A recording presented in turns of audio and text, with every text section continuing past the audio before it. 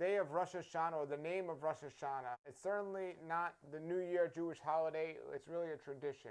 Hello everybody, this is Paul Neeson, your health watchman. Thanks for checking us out. I wanted to make this video and talk a little about a special holy day in the Bible called Yom Teruah, and that is upon us right now. Now many people use this traditional day of Rosh Hashanah and completely mix it up and get it wrong.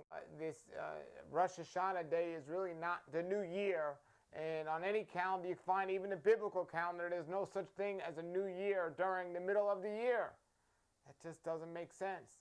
The Bible says the year starts during the spring feast, not the fall feast. And so where did we get this true day, this holy day of Yom Teruah, which we're appointed and commanded to keep according to the scriptures? And that's for every believer in the scriptures are commanded to keep that.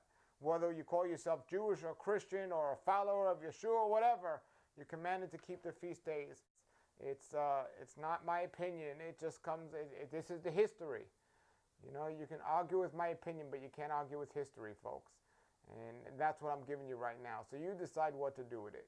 But before you call me up and say Happy New Year, I thank you for having me in your thoughts and in your mind. But you're 6 months late, or 6 months early, or 7 months early. But you're not on time here. I don't call you up in June and say Happy New Year for January.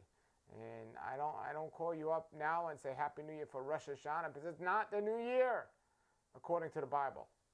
So if you want to follow the traditions of man, Happy New Year, folks. Or if you want to follow the traditions of the Jewish people, Happy New Year. But the traditions of man, Happy New Year, January 1st, folks. Well, here we go. Okay. And I didn't write this. I found this on the internet, and I thought it was very good, so I just wanted to read it here. Okay. On the first day of the 7th month, it's called Tishri. That's the name of the 7th month. The Torah commands us to observe the holy day of Yom Teruah, which means day of shouting. And that is found in Leviticus 23:23 to 25 and Numbers 29:1-6. So Yom Teruah is a day of shouting, making noise.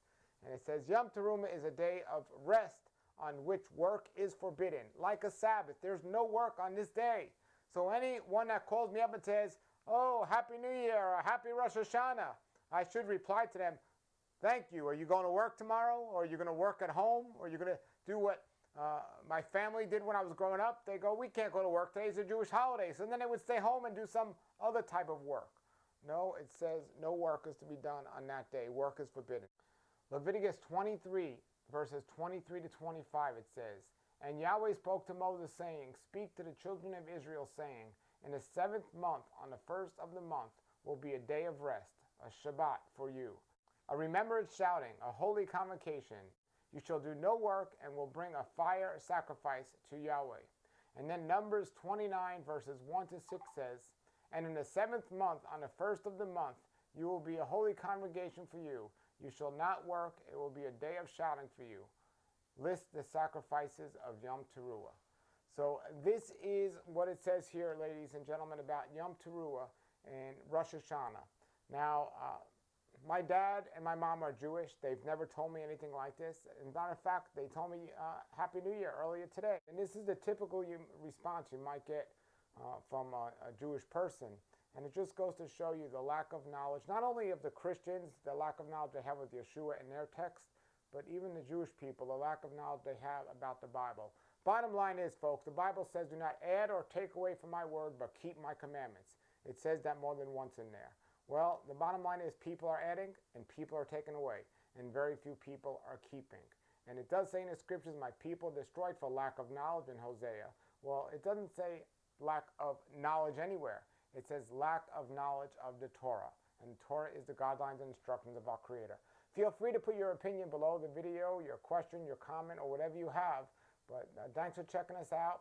I'm not going to say Happy New Year, but I am going to say Yom Teruah. Go and shout and have a great time and a great rest. Shalom, shalom.